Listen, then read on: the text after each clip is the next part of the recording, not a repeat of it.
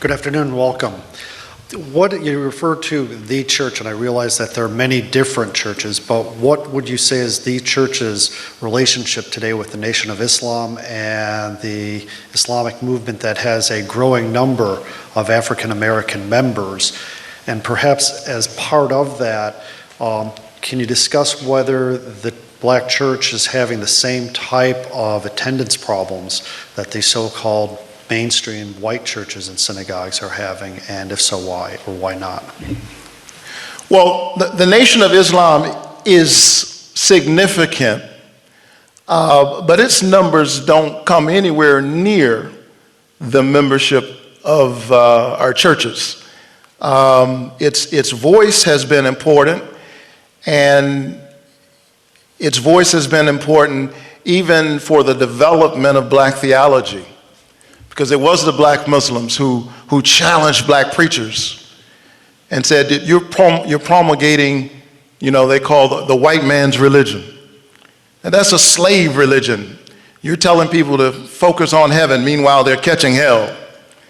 And so we've needed the witness of the Nation of Islam in a real sense to put a fire under us and keep us honest about the meaning of the proclamation coming from our pulpits. Mainline Protestantism has been in decline now for decades. On the other hand, a number of our churches are growing. And I could talk a long time about that, but a number of our churches are growing.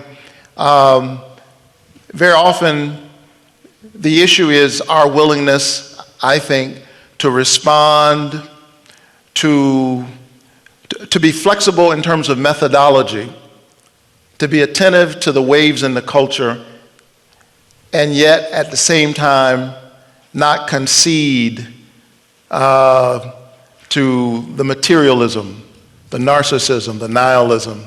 How is it that we can have a liberationist message and still not be roadkill in cyberspace?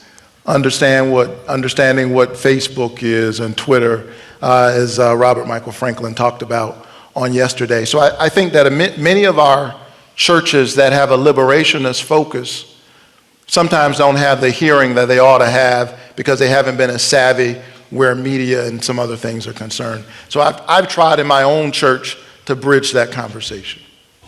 I hope that helps.